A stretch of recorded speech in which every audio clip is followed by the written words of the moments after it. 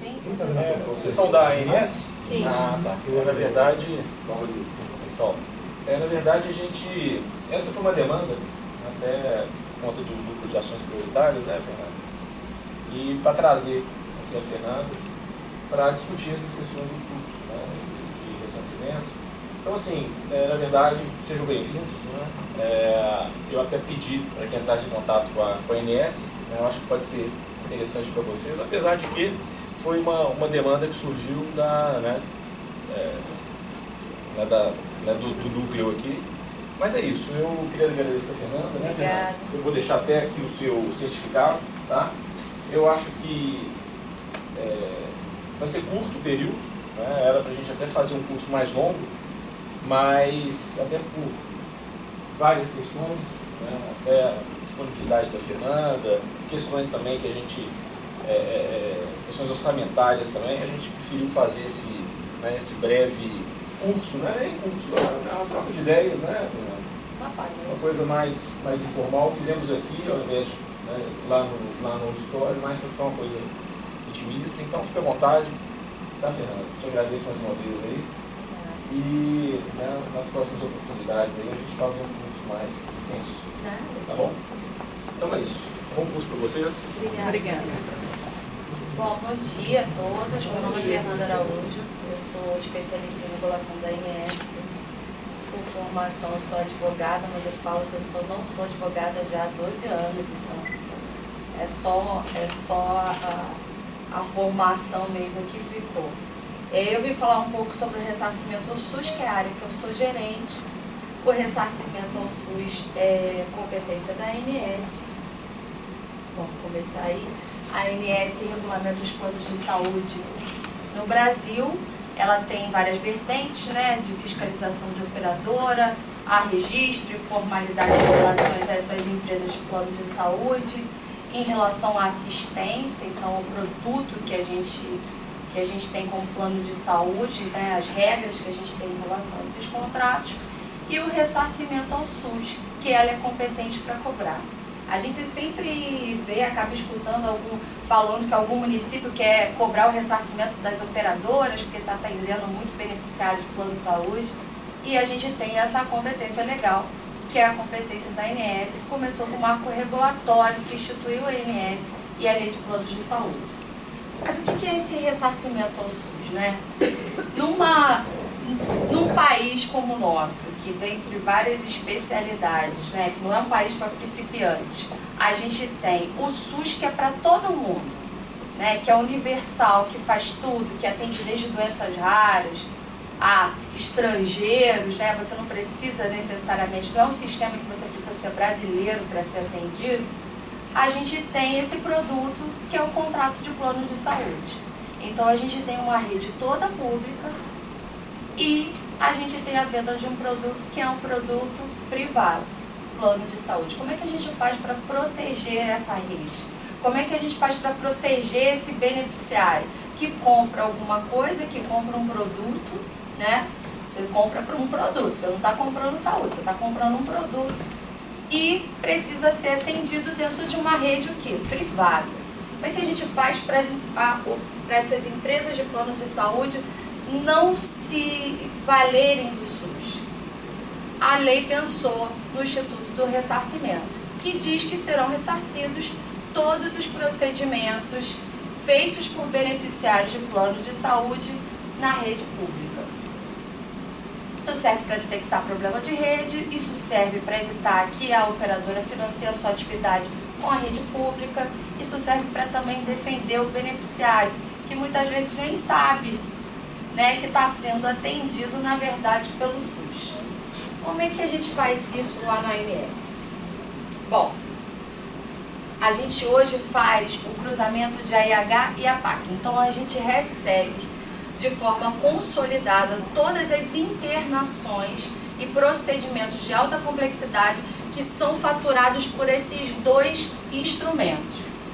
Então, o que a gente tem? A gente faz todos? Não. A gente não faz consulta, a gente não faz exame de média complexidade, a gente só faz o cruzamento daquilo que está em AIH ou APAC.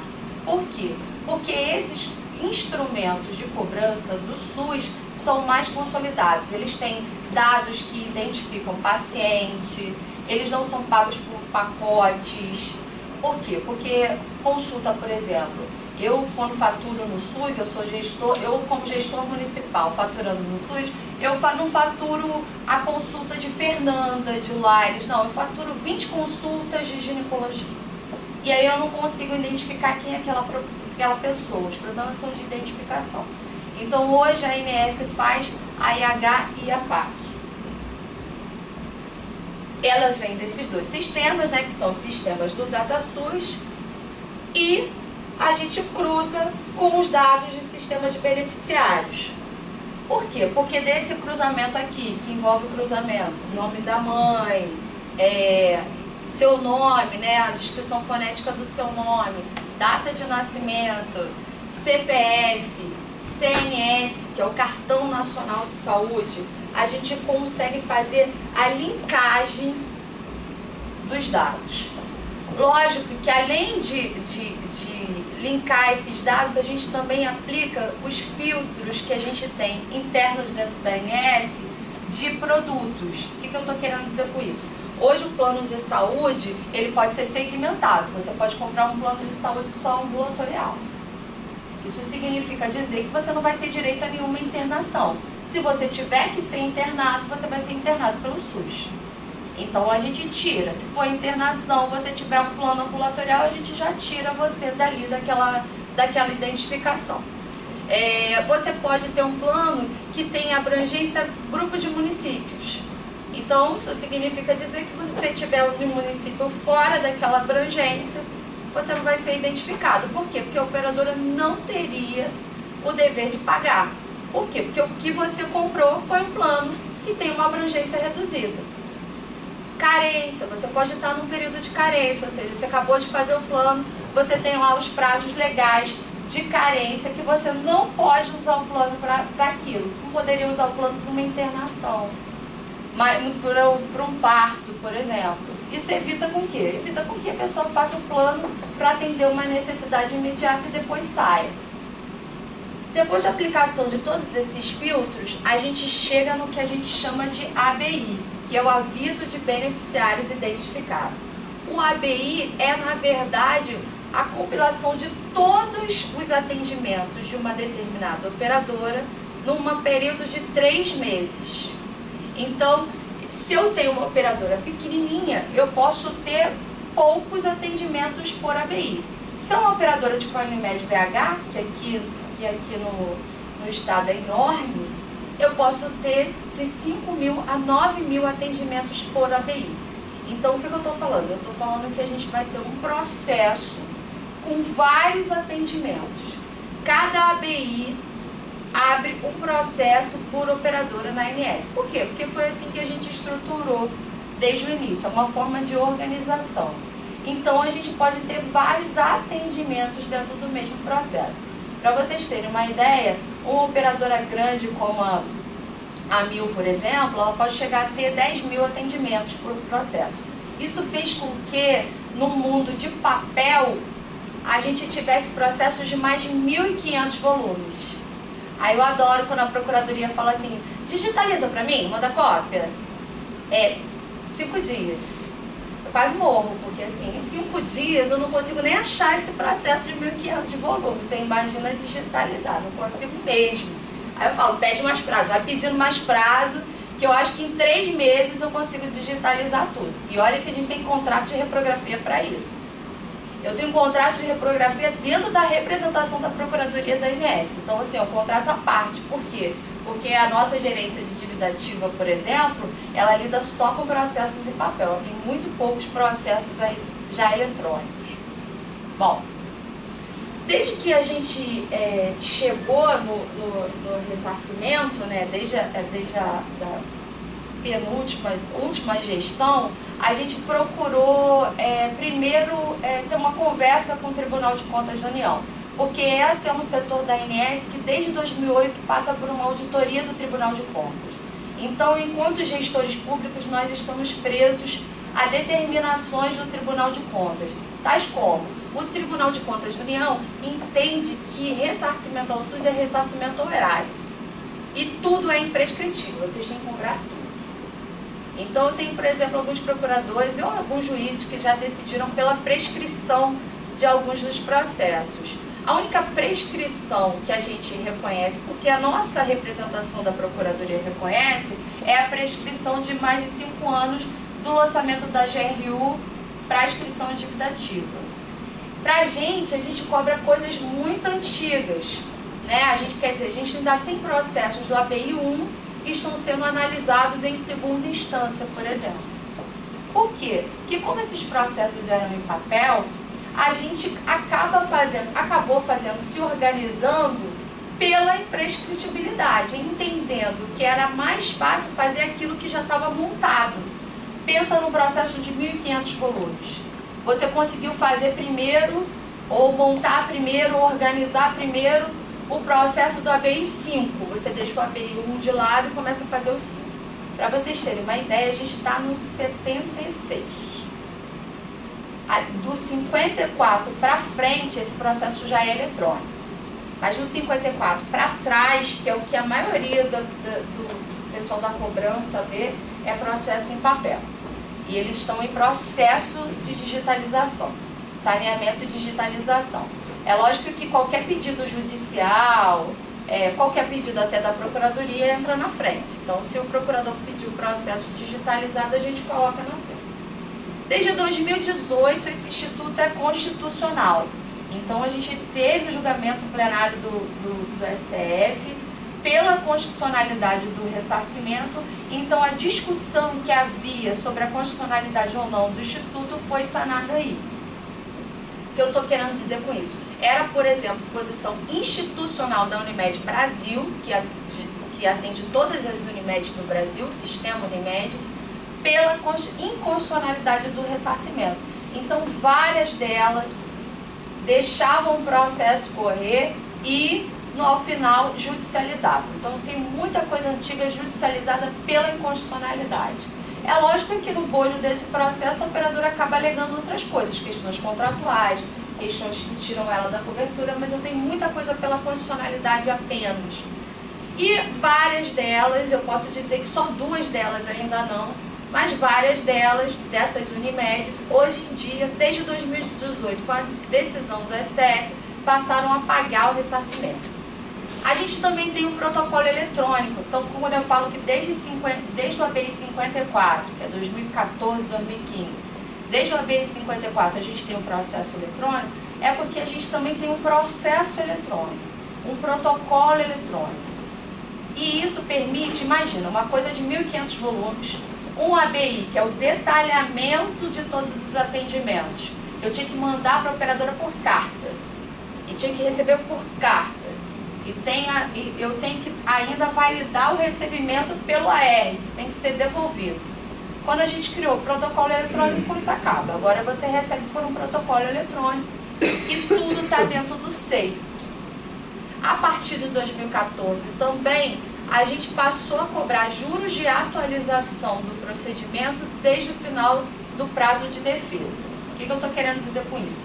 Antes do ABI 54, todos os procedimentos não sofriam atualização. Então, valia muito a pena você impugnar administrativamente, porque era um processo lento, de análise complicada, que você me enchia de papel, e no final, a IH, que valia R$100, depois de 10 anos, sem juros, sem atualização nem nada, ela estava saindo bem baratinha, né? Valia muito a pena você demorar para pagar.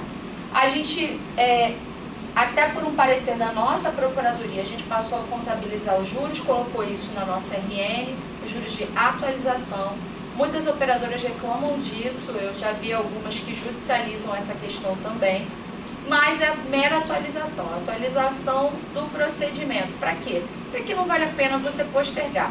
Isso fez com que a gente diminuísse a quantidade de impugnação administrativa que a gente tem. Muitas, por exemplo, como a Bradesco. A Bradesco é uma empresa de plano de saúde que ela paga. Ela só impugna 12, 14% daquilo que ela recebe e ela tem muita identificação. que é uma operadora muito grande, né? Uma seguradora muito grande. A gente implementou o teletrabalho permite que você trabalhe em casa. Isso é muito bom, porque a gente tem uma meta alta para o teletrabalho, é 30% a mais. Então, se você quer ficar em casa, se você quer aderir ao teletrabalho, você precisa ter uma produtividade maior. Iniciou o processo eletrônico no SEI, então hoje em dia esses processos de 1.500 volumes não existem mais, não são mais gerados, a gente tem tudo dentro do SEI e que tem uma integração com o nosso protocolo, e isso fez com que a gente aumentasse a nossa produtividade. Para vocês terem uma noção, em 2018 a gente fez quase 1 milhão de análises, é muita coisa, são mais de 100 mil análises por mês. Então pense que antes a gente conseguia fazer 100 mil, aqui em 2010 a gente conseguia fazer 129 mil no ano. Hoje a gente faz isso num mês, com produtividade maior no teletrabalho. Nós não temos muito mais pessoas, proporcionalmente eu só tenho mais 20% de pessoas do que eu tinha aqui. Mas hoje a pessoa também não analisa um processo em papel, ela analisa um processo eletrônico, é muito mais fácil do que você analisar o papel. A própria logística de distribuição de um processo de 1.500 volumes em papel era terrível, né? E a gente também tem um aumento histórico do percentual de cobrança, porque essa era uma das coisas mais cobradas da ANS, né? Todos os gestores, a sociedade, os jornais, o que nos questionam é quanto que daquilo que você cobra você consegue ver devolvido, né? Quanto de efetividade vocês têm nesse processo. Isso aumentou muito com todas essas mudanças que a gente trouxe para o processo. Hoje a gente já consegue repassar, ano passado nós repassamos quase 800 milhões. Pense que em 2010, aqui desse ano aqui de 2010, a gente não conseguiu repassar nem 100 milhões. Então assim, isso vem crescendo.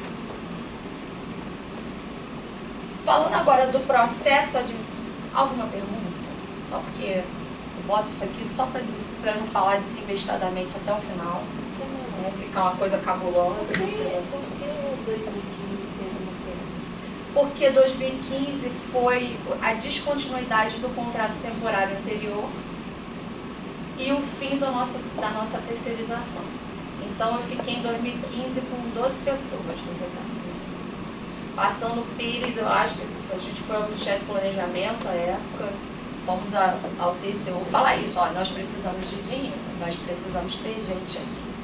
Hoje a nossa ideia é repassar essa atividade aos servidores efetivos, mas foi uma atividade que durante muito tempo foi feita por servidores temporários.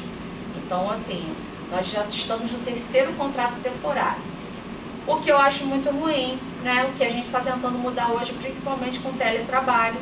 Por quê? Porque hoje eu posso ter pessoas fazendo esse trabalho que não são do Rio, né?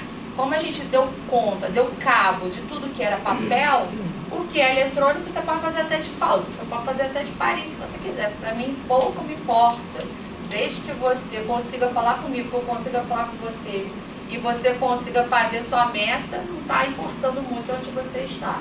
Como nós temos 12 núcleos, a ideia é repassar essa atividade para os servidores de núcleo também.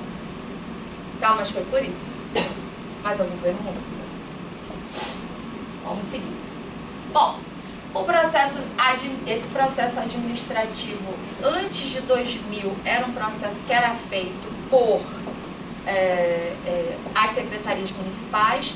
Pense em 5.000 secretarias, né, fazendo esse tipo de trabalho. Cada uma tinha uma regra, cada uma tinha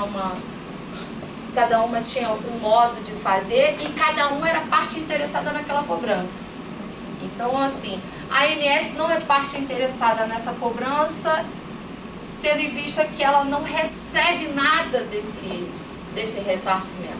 A gente repassa tudo hoje para o Fundo Nacional de Saúde. Todos os valores arrecadados são repassados. A gente não usa esse dinheiro para fazer o ressarcimento. E a gente também entende que somos a parte mais, vamos dizer assim, para ser um árbitro nessa relação entre a operadora e o gestor, a gente consegue dizer, olha, realmente o plano dele não cobria isso. Ou, sim, o plano dele cobria isso, ele deveria pagar. Bom, como eu disse, a gente recebe os dados, identifica, manda para a operadora, há uma impugnação de primeira e de segunda instância. Se pagar, vai para o fundo direto. Se não pagar, a gente escreve em dia. Vamos lá. No fluxo processual, a gente notifica do ABI e dá 30 dias para ela impugnar. Nesses 30 dias, a impugnação que ela precisa trazer, ela é individualizada por atendimento.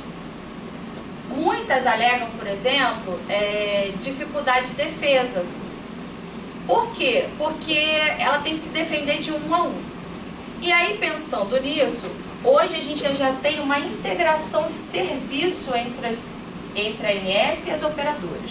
Então, a ANS abriu o sistema para você fazer o seguinte: olha, você tem um sistema aí na Unimed BH? Fale com o meu sistema. A gente abriu essa porta. Então, você desenvolve. Ao invés da ANS desenvolver, a gente já tem uma ferramenta que é o protocolo eletrônico. Você pode ver tudo eletronicamente. Você pode agregar esse serviço, comunicar o seu... Você pode apertar um botão dentro da sua operadora e isso já aparecer na ANS. É essa a integração que a gente tem. E para isso, para você se defender do ressarcimento, você precisa se defender 1 a 1.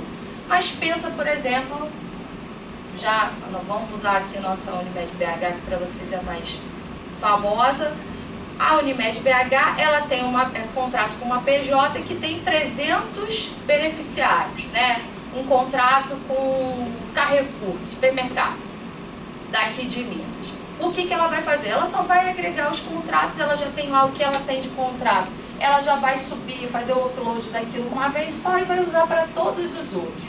Se ela se organizar, e essas empresas maiores são mais organizadas, as menores têm pouco atendimento, ela consegue se defender e impugnar tudo administrativamente. A gente tem um protocolo, né? uma petição que ela precisa preencher.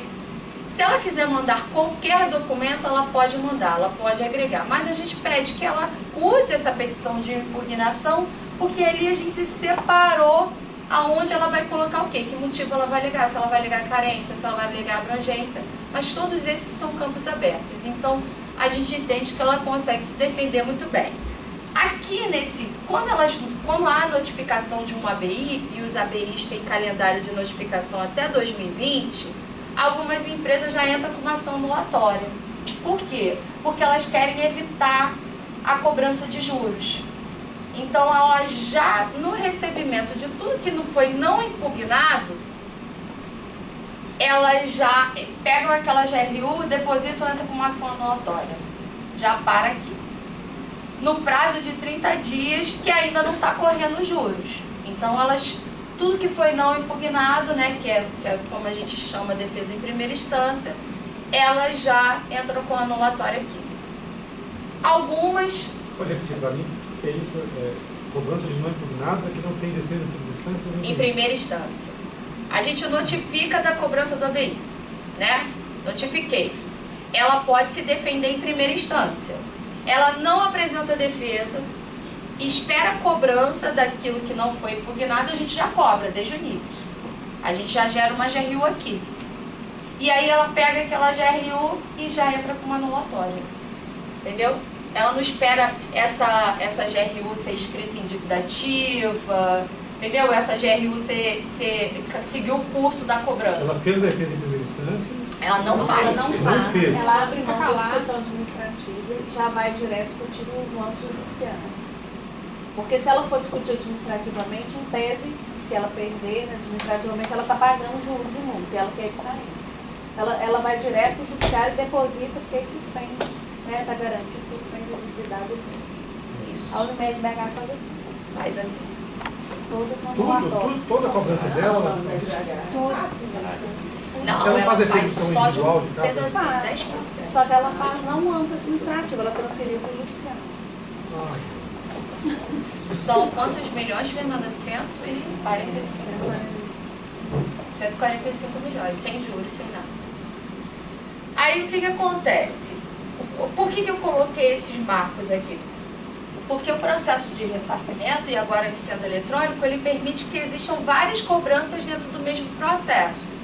A cobrança das não impugnadas, de tudo aquilo que não foi impugnado. Depois a cobrança das não recorridas, de tudo aquilo que foi impugnado em primeira instância, mas que não foi recorrido. E depois a cobrança das indeferidas em segunda instância. Então eu posso ter várias cobranças dentro de um mesmo processo. Ou seja, dentro de um mesmo ABI eu tenho vários status de cobrança. Isso é importante, por quê? Porque algumas operadoras, mesmo depois da discussão administrativa, esperam encaminhamento para... não pagam, né? Se caminha para dívida, é escrito em dívida, e aí elas vão discutir na execução. Então eu posso ter uma discussão em execução ou em anulatória de cobranças de um mesmo ABI, só que de status diferentes. Essa foi uma dúvida até que um procurador do grupo dos grandes devedores me mandou, porque ele falou assim, olha, mas eu tenho um ABI, assim, acho que era 48, eu tenho um ABI 48 aparecendo várias vezes. Eu falei assim, porque esse daqui é de um lote de cobrança, esse daqui é de um outro lote de cobrança, esse aqui de um outro. Por quê? Porque o processo continua correndo. Pense na BH. A BH, ela faz o seguinte, ela tem 8.000 identificações por ABI. Ela não impugna 5.000. Porque ela sabe que ali ela não vai ganhar, não vai achar documento, aquela coisa toda. 5.000. A gente gera uma cobrança de não impugnadas para esses 5.000. Os outros 3.000 ela impugna, porque ela sabe que ela pode ganhar. Ela tem uma efetividade alta, inclusive, daquilo que ela impugna, porque ela ganha. No ressarcimento como um todo, 30% é deferido. 30% de todos os operadores, 30% a gente acaba deferindo. Então ela sabe que ela pode ter uma efetividade alta se ela tiver a documentação e impugnar direitinho. Desses 5.000 que ela não impugnou, ela já entra com uma anulatória. Já entra com uma anulatória, deposita, eles têm tudo depositado. Aliás, na reunião que a gente teve com eles aqui em BH, toda hora que o procurador-chefe daqui falava que eles estavam no grupo dos grandes devedores, ele falava, não, a gente não deve, a gente tem tudo depositado. Né? Eles odiaram saber que eles estavam no grupo dos grandes devedores, mas eles estão. Eles querem entrar agora para o grupo dos grandes pagadores. Exato. Eles vão pagar tudo, mas eles querem que tem que noticiar, tá? Nos seminários, tu tem que noticiar. Que a Unimed é grande pagadora. Porque eu falei no... Ele ficou sentindo. Ele ficou sentindo, que eu falei no evento da Unimed Brasil que ela era a nossa maior devedora, mas mais do que a Unimed Rio, que estava ruim das pernas, tá tentando voltar assim, eles são os nossos grandes devedores. Não são os únicos, né? Mas a Unimed é a nossa maior devedora. Então, para eles, imagina, a Unimed Brasil é um grupo, é quase uma família. Sabe aquelas tias que vivem brigando? Né? Falando que meu filho é médico, o seu não é nada, entendeu? Então, é a Unimed Brasil. Imagina você chegar lá e falar que ela era a grande devedora do sistema. Ele não gostou, mas não falamos nenhuma mentira, né? Tanto que eles entraram também aqui para o grupo dos grandes devedores de Minas. Então, assim, já está virando um problema. E isso pega mal porque eles são eleitos, né? Existe uma votação, uma assembleia para se eleger, né? Quem vai ser o superintendente, quem vai ser o responsável financeiro. Então, para eles isso é muito representativo. Eles costumam falar que não, a gente não deve, tem tudo depositado lá. Mas já é muita coisa depositada. Voltando aqui para o meu esquema, eles entram aqui, lembra das 8.000? As 3.000 que eles impugnam, vamos dizer que a gente dá razão em 1.000. Elas são deferidas, aquilo sai do lote de cobrança. Se elas não recorrerem, a gente já poderia cobrar aqui. Eles, por exemplo, eles também não esperam muito. Agora eles estavam entrando com uma anulatória, eles nem esperavam entrar em dívida ativa, eles já entravam com uma anulatória aqui, para já impedir a inscrição em dívida, né? Porque com a inscrição em dívida você vai ter os encargos, você vai ter o ônus, né, da inscrição, da execução, então há um acréscimo de mais valores aí, então eles estavam tentando parar aqui no meio do caminho. Se tiver recurso desses 1.000, se tiver recurso, a gente vai cobrar só aquilo que foi indeferido e aí o encaminhamento para a dívida ativa. Mas hoje em dia, como um processo eletrônico, isso vai acontecendo simultaneamente, né? Enquanto a gente está encaminhando coisas para a dívida ativa, o processo lá no C, a gente abriu para a dívida, eles já podem olhar, outros servidores continuam analisando aquilo que está impugnado em primeira instância ou que está recorrido em segunda instância. Então acaba sendo muito mais rápido. A análise no ressarcimento é individualizada por procedimento. Então a gente não analisa um processo, a gente analisa a AIH e a PAC. A gente analisa, felizmente ou infelizmente, todos os procedimentos. A Unimed BH tem 8.000, então a gente vai analisar 8.000 atendimentos se ela impugnar 100%. A Unimed Divinópolis, por exemplo, impugna 100% do ABI dela, porque ela tem 100% de coparticipação, então ela quer um desconto. Porque a coparticipação permite que o ressarcimento desconte aquilo que você tem como coparticipação. Então eu tenho um desconto, se eu for fazer hemodiálise pelo meu plano, eu tenho desconto eu tenho que pagar 30% daquele procedimento. No SUS ela desconta 30%. Então ela impugna 100%. E o sistema, quando você faz a leitura dos dados, ele não identifica essas cláusulas de coparticipação, ela tem que ser analisada uma a uma. E olha que eles inventam cada coisa, pela uma tabela, aí tira, assim, você faz toda uma matemática para chegar, porque na verdade, na ANS você registra um produto, você registra que aquele plano tem coparticipação, mas você não registra o valor da coparticipação, por isso que eu não consigo cruzar. Então eu tenho que olhar toda BI em tese, ainda mais que o percentual hoje em dia dos planos com coparticipação é 90%, alto. Né? 80%, sei lá. Mas não são para todos os... Mas aí, em tese, então, todos os ABIs são impugnáveis, pelo menos com relação à coparticipação. São impugnáveis. Pelo menos com relação à coparticipação são impugnáveis. E aí, o que a gente está tentando fechar é essa entrada, para que o sistema ele possa identificar tudo aquilo que é cobrável. E o ressarcimento ele já teve um deferimento muito alto, assim, de mais de 80%. Hoje em dia ele é de 29,5%. Então a gente consegue, são poucos os casos que são cobráveis que a operadora consegue tirar alguma coisa. Mas a análise é individualizada. Então por isso que a gente sempre precisou de muita gente. Por quê? Porque a gente, por exemplo, um servidor hoje em teletrabalho analisa 65 atendimentos por dia. É muito alto. Mas eu posso distribuir um processo dessa BH. Eu posso distribuir um processo da Unimed BH para 5 pessoas, para 10 pessoas, porque o processo é eletrônico. O que eu estou distribuindo são os atendimentos.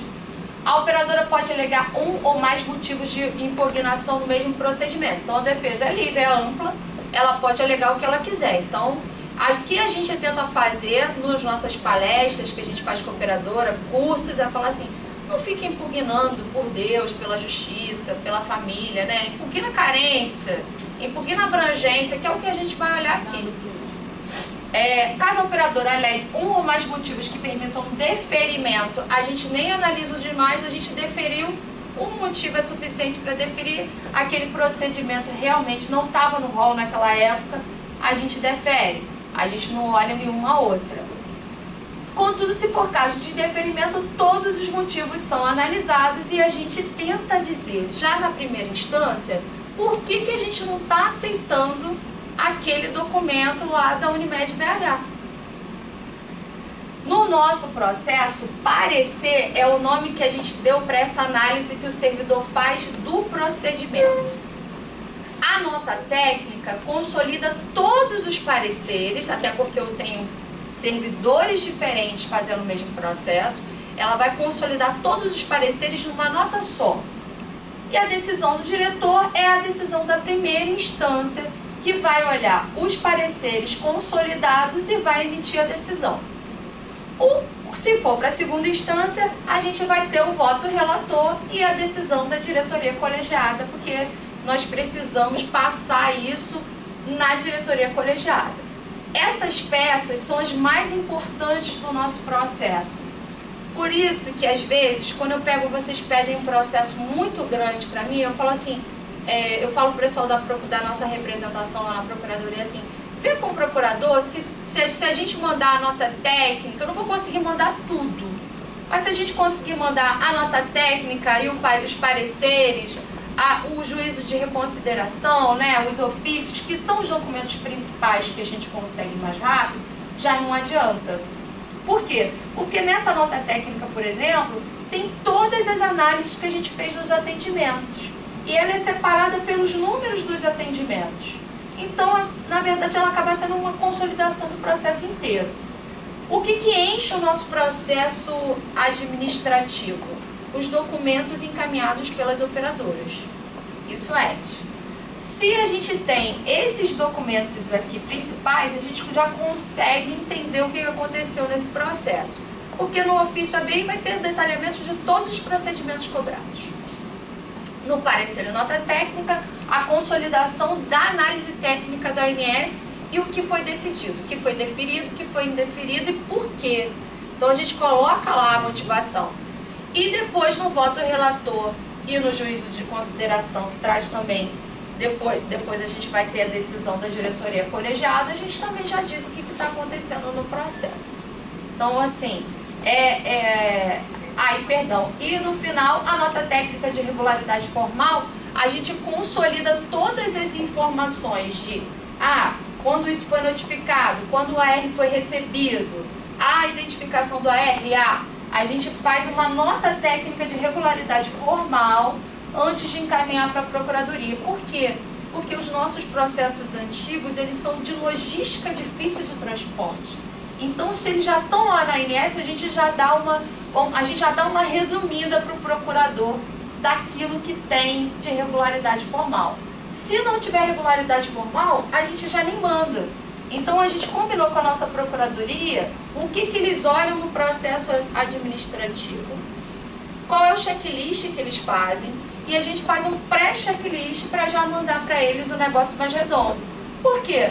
Porque senão a gente ficava mandando processo, voltando processo. Olha, não tem o AR disso. Olha, a gente olhou, não tem isso.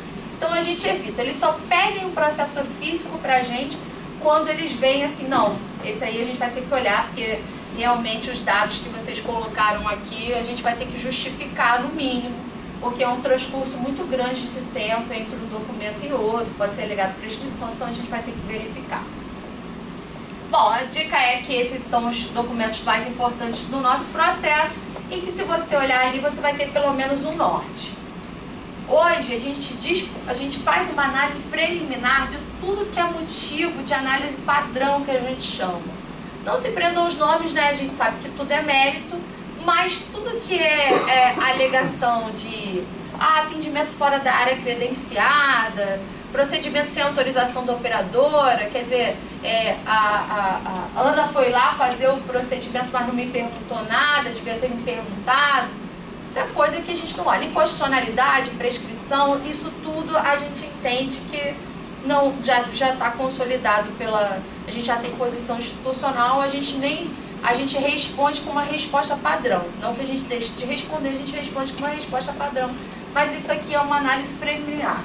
E a hemodiálise também, porque como é um procedimento caro e de muita coisa, hoje em dia a gente tem um grupo específico que analisa. Carência, coparticipação, abrangência, se o beneficiário estava excluído na época do procedimento, cobertura parcial temporária, então eu tinha miopia, na hora de preencher lá da minha declaração de saúde, fazer meu plano, eu preenchi que eu tinha miopia, então vou ficar um tempo sem poder fazer qualquer cirurgia de miopia, isso é CPT. Eu tenho uma cobertura parcial no meu contrato, apesar de eu ter direito àquilo pelo rol de procedimentos da ANS, eu não vou fazer porque eu declarei, então eu tenho que dar um tempo dentro do plano para poder fazer. Isso a gente chama de análise de mérito. Por quê? Porque esses são os procedimentos, esses são os motivos administrativos que fazem com que a gente dê razão para o operador. É a carência, é a coparticipação, é a abrangência, é isso que vai tirar a operadora desse mundo, né? Porque a gente também sabe que existe uma pressão muito grande de demanda no SUS. Por quê? Porque no SUS, apesar da gente ver uma porção de notícia ruim, né? de que não funciona bem, de que é isso, é aquilo. O SUS ele é referência para alta complexidade sempre. Eu não conheço muito bem a rede aqui de BH, mas lá no Rio de Janeiro, por exemplo, o INCA é o lugar onde estão os melhores médicos para tratamento de câncer. Então, assim, é muito difícil, você tem plano, você é rico, é muito difícil você não parar lá no INCA. O INTO, lá no Rio de Janeiro, também é o nosso Instituto de Trauma. Todas as maiores cirurgias, bacia, né, de próteses, de fêmur, joelho, a gente é referência para o tratamento. Então, se o SUS é excelência, o SUS que você vai procurar. Rede SARA, Albert Einstein, são redes de referência para o tratamento de doenças. E assim sendo, eles vão sofrer essa demanda, porque às vezes a pessoa fala assim, eu quero ser tratada, né? O Queiroz, a gente quer ser tratado no Albert Einstein. Então, por quê? Porque ele vai ser referência no tratamento. Regulação de fatores moderadores, né? Então, às vezes, se eu tenho coparticipação de R$5 que seja, eu vi muito isso aqui em BH, é muito engraçado. Eu tenho o mesmo prestador, eu tenho coparticipação de R$5. Sou atendido pelo SUS, não vou pagar R$5. Vou pelo SUS, é o mesmo prestador. Hemodiálise, por exemplo, o mesmo prestador que atende o seu plano de saúde, atende o SUS. Então você vai entrar por uma portinha mais feia, mais suja, talvez, ou você vai entrar. Então você prefere não pagar. E pensa que Minas é o país, né? Então, assim, você tem referência contra referência, às vezes, muito distantes. Você também tem um problema de acesso. É mais fácil eu ir no SUS do que eu ir no lugar ou no médico em que está a minha rede. Então, assim, há uma regulação de acesso também por meio das empresas contratantes. O que é regulação de acesso? Pô, eu demoro tanto para conseguir uma autorização do meu plano que às vezes é mais fácil no SUS. Tem muito. Eu vi uma operadora aqui, que uma secretária municipal me ligou, era uma cirurgia de bacia, só a prótese é uns 150 mil. Pensa assim, uma coisa cara, é bacia. É uns 150 mil, a operadora não negou a cirurgia. O que ela negou? Ela negou a ressonância que era anterior à cirurgia. Isso é regulação de acesso. Eu não nego o procedimento caro. Eu não deixo nem você chegar nele. Eu nego a ressonância. É pra que essa ressonância? Você não chega nem lá. Então, assim, esse paciente estava em sofrimento, essa história sobre depois que aconteceu. Esse paciente estava em sofrimento, estava dentro de um hospital que era público-privado, ou seja, era um hospital de filantropia, então atende público-privado. As pessoas ficaram com pena dessa pessoa e falaram assim, vamos operar. Opera SUS, faz a ressonância aqui. Faz a ressonância, não vou esperar a pessoa em sofrimento, os parentes também reclamando, querendo judicializar. Judicializar quem? O município. Era o município de Fortaleza. Querendo judicializar o município, faz logo a cirurgia aqui. Então você nem chega no procedimento caro. Você já é barrado na ressonância. Isso é regulação de acesso. Plano de custo operacional, ou seja, eu compro só a rede, né? Eu repasso tudo para o beneficiário. Há uma discussão interna na ANS se isso é plano, se não é plano. Para a gente importa pouco no ressarcimento, se for plano de custo operacional e a operadora comprovar que tudo é repassado ao beneficiário, ou seja, a gente só compra um preço melhor na rede. Eu tenho aqui uma empresa, nós somos todos membros dessa empresa, a gente compra um plano que a gente vai ter um preço melhor se a gente for a rede e ao final tudo vai ser pago, ou de forma individualizada ou de forma rateada pela gente. Isso que é plano de custo operacional. A gente tem... Esse aí já teve um precedente lá na 4ª região, né? Já? Não, eu até já encaminhei. Da Unimed Florianópolis? Não, foi de uma dessas... Acho que era da federação. É uma associação que representa as Unimedes. É a federação. A federação lá. Lá é a federação. E aí era uma ação que eles estavam discutindo sua matéria de direito, né? Então colocaram o valor da causa de 5 mil, passou despercebido, o povo foi. E ele ficou, a questão do IVR ficou nebulosa e o custo operacional eles ganharam. E ganhou em segunda instância, a gente não conseguiu subir o resto para o STJ. Não, isso eu vi. E até a Unimed BH aqui está tentando usar dessa decisão para as alegações de custo operacional. Mas então, a gente não tem alega que a questão da territorialidade, etc e tal, que não tem aplicação, mas aí eles jogam como precedente essa decisão. Não, eu vi então essa decisão, mas o que acontece? Está válida para a quarta região toda, para a rede Unimed da quarta região toda, Exato. do sul. Exato. Eu vi Você lembra se era individualizado?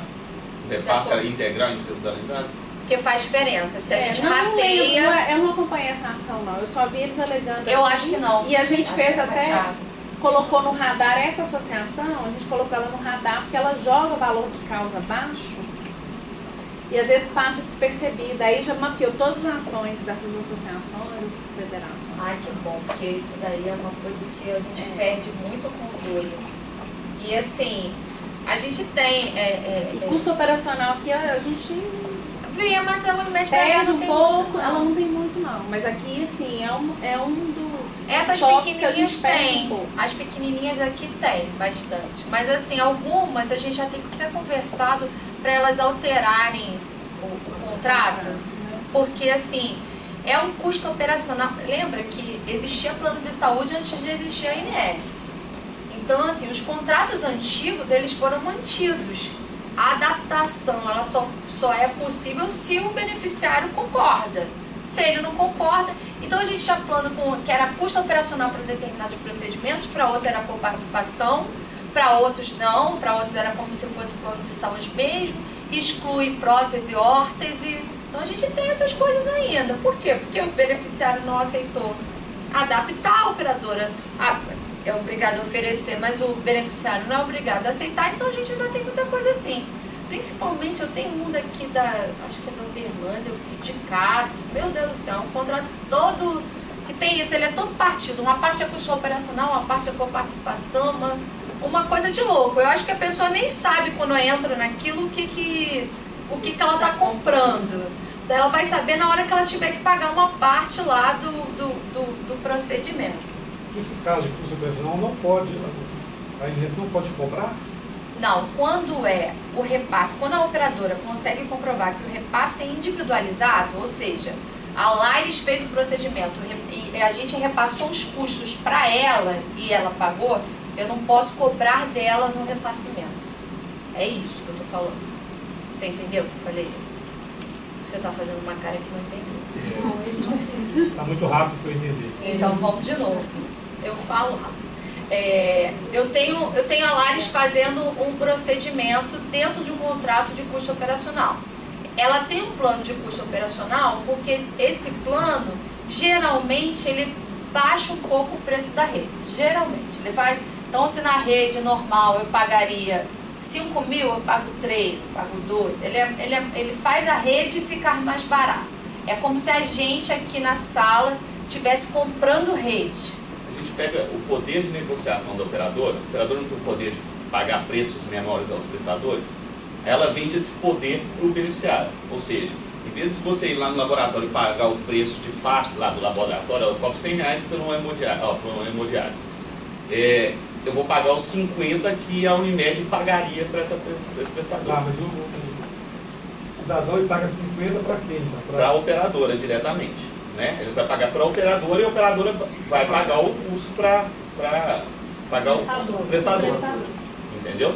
Então, o que acontece? Na verdade, o que o cara está comprando é o poder de negociação daquela empresa, da operadora de plano de saúde. Né? O poder que ela tem de ter um preço melhor do que o particular. E quando isso é repassado integralmente, de forma individual para o beneficiário, ou seja, eu, Túlio, gastei R$1.000 para fazer uma ressonância magnética e paguei os 1.000, a gente não entende isso como um plano de saúde. Agora, se eu gastei R$1.000 e esse valor foi rateado para todo mundo da empresa onde eu trabalho, por exemplo, aí já tem uma característica de plano de saúde por causa do risco envolvido, né? Porque eu, Túlio, mesmo se eu não usar nada, eu vou acabar pagando um pouco, porque eu estou pagando via rateio. Aí essa ANS cobre. Cobre. Aí é considerado um plano de saúde. Porque você Mas envolve no isso. outro caso, No não. outro caso, não. A ANS não Hoje pode nem cobrar. pode mais, né? Hoje Ser é comercializado. Hoje é proibido você fazer esse tipo de plano, né? Então, você não faz mais, É. mas você já pode fazer. Aí se for Se você pagar tudo, se você não está dividindo no grupo, você não arrisca para o grupo, o risco é só seu, eu não cobro aqui no ressarcimento. É isso. Só que o que eles fazem? E aí que eu acho que está a malandragem que a gente tem que correr atrás. Eles colocam o nome lá, custo operacional, lá no título está custo operacional, mas embaixo é plano. Eu acho que E você às vezes acha- chama de coparticipação, que é custo operacional, entendeu? Por Tem o exemplo, número do... às vezes ela fala assim, do ó, plano a da empresa vai ter que pagar INSS. 70% do que o funcionário Isso aí dá pra gastar, fiscalização. né? E o funcionário vai gastar 30%. Então vamos supor, entrei na Vale com 1.012.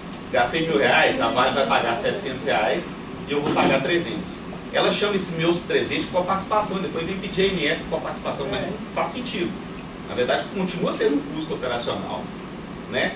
Que ela chama de coparticipação, porque na verdade é participação direta do beneficiário, mas a empresa que é o contratante no final das contas. Então, se gastou 1.000, vai pagar 1.000, independente de quem pagou. Entendeu? Ela direta, ela confunde. Isso é um assunto bem complexo, igual a Fernanda falou, porque o contrato cita nomes de uma forma genérica, mas quando você vai analisar o contrato, ele está falando uma coisa totalmente diferente, entendeu? Eu peguei um esses dias, eu até te mostrei, né? Eu fiquei sem saber que parecia pensado. Aí eu acabei usando o que não comprovado, né? Porque falar que era operacional, mas pediu uma participação e não bagunça. E assim, é importante a gente ver isso porque eles usam o custo operacional para tentar fugir da cobrança do ressarcimento. E assim, mesmo dentro da INS há uma discussão muito grande se é plano, se não é plano, se há quem diga que dá para ser, há quem diga que não dá para ser, mas a gente tem regras que a gente já sabe no ressarcimento, que se é só você que paga, não é o seu grupo que está dividindo esse risco com você, e esse seu pagamento é comprovado pela operadora, é um motivo de deferimento no ressarcimento. A gente não cobra, entendeu? Mas você precisa comprovar. E é lógico que existe uma pressão da demanda do SUS por insuficiência de rede, né? A minha rede é ruim, eu não tenho... por exemplo, lá no Rio, a secretaria reclamou muito de bariátrica. Eu assim, pô, eu sou operadora de plano de saúde e não tem bariátrica, eu estou fazendo uma porção de bariátrica aqui ai, gente, no filantrópico que tem lá no centro, ali na Santa Luzia. Eu lembro do lugar, lembro do nome, não lembro do nome do prestador, mas estou fazendo uma porção de bariátrica aqui. E aí a gente foi fazer a gente tinha um levantamento assim, de algumas operadoras, existia uma carência mesmo de médicos, cirurgiões que operavam bariátrica na área. Então, por exemplo, a Mil, em 2014, ela tinha um cirurgião bariátrico para a rede inteira do Rio. Esse cara, por melhor que seja, por mais que opere, não vai conseguir atender todo mundo. Então, essas pessoas vão procurando, né? Vão procurando o SUS, às vezes vão correndo concomitantemente, né? Vou ver aqui, se no meu plano está demorando, eu já entro pelo SUS, e assim vai.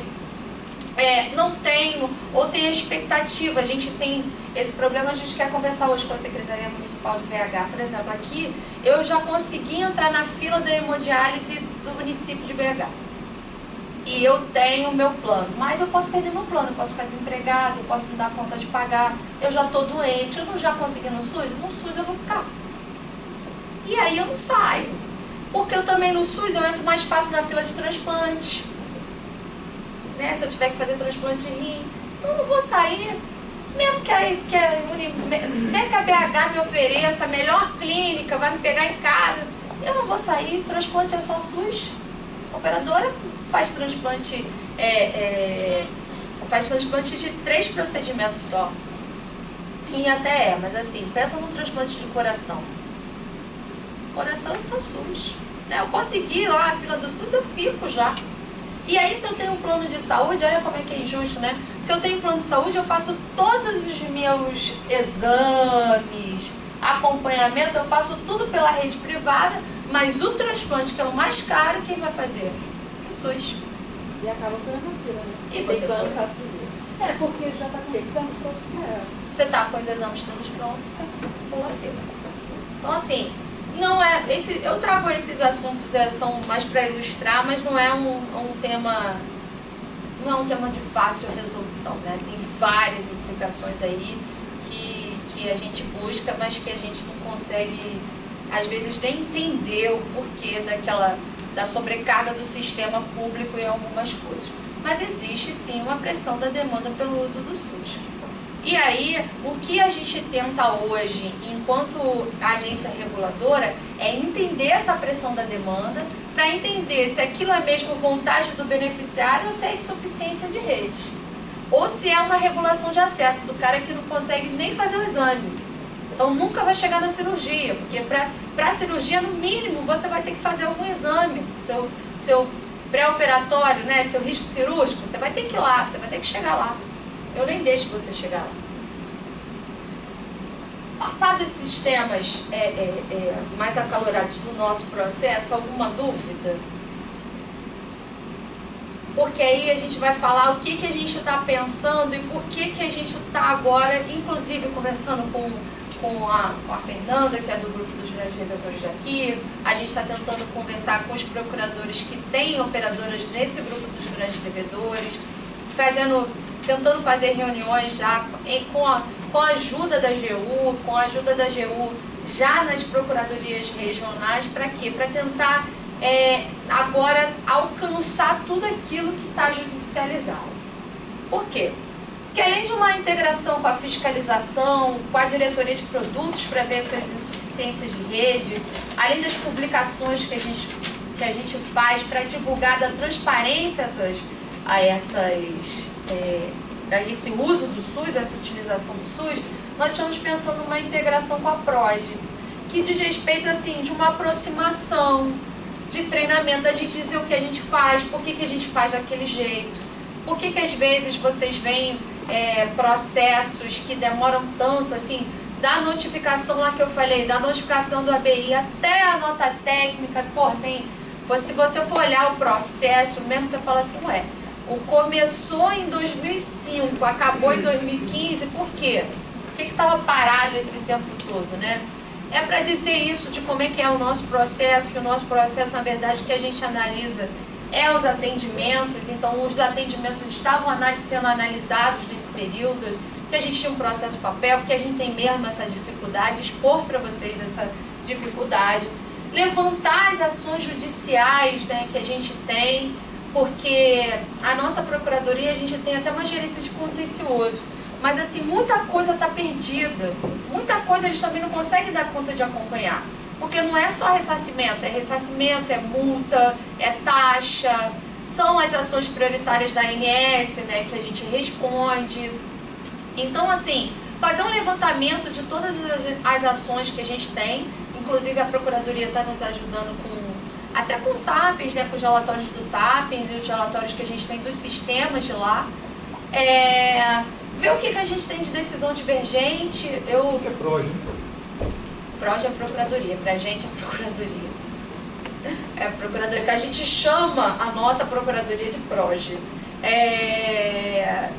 Essa integração é pra gente se colocar um pouco, né, dizer o que a gente tem e pra gente também ouvir de vocês o que a gente pode ajudar. Uma coisa que o Miguel, que é lá do Sul, né, eu esqueci o nome dele, eu sei que o e-mail é Miguel Júnior. Cedrez, isso. O Miguel me falou assim, pô, e a defesa mínima de vocês?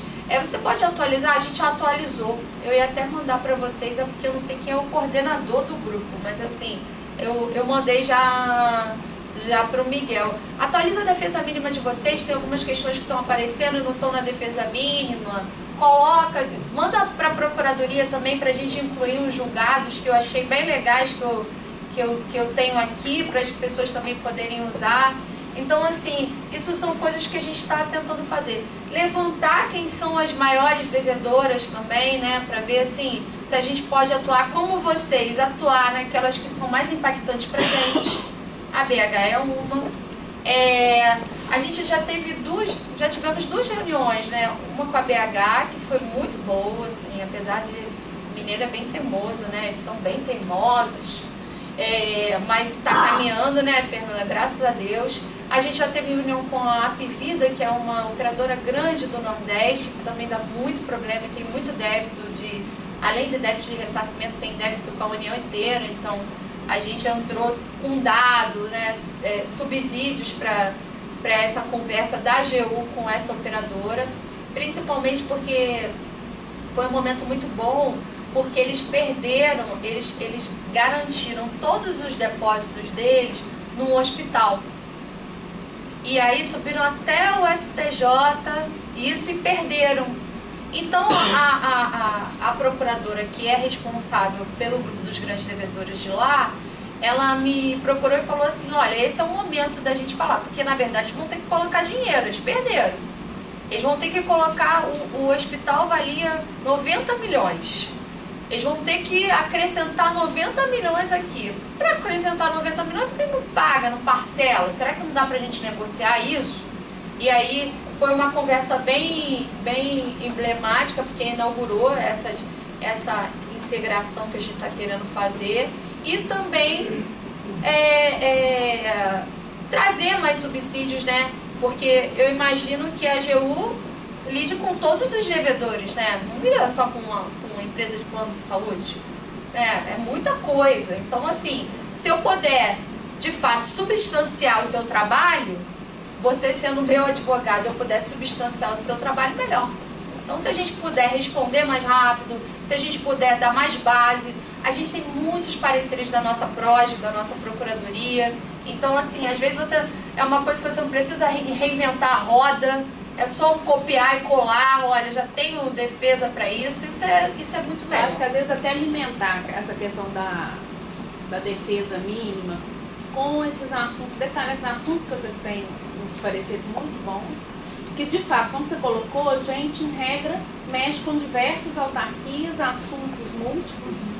Então, quando chega na hora de fazer uma defesa, a gente não estamos tão bem ambientados com a dinâmica da coisa. Sim. Alguns assuntos são complexos, né? Então, assim, e eu vejo uma confusão enorme no judiciário também. O que tem de decisão que coloca, por exemplo, manda aplicar o IVR sobre a tabela TUNEP.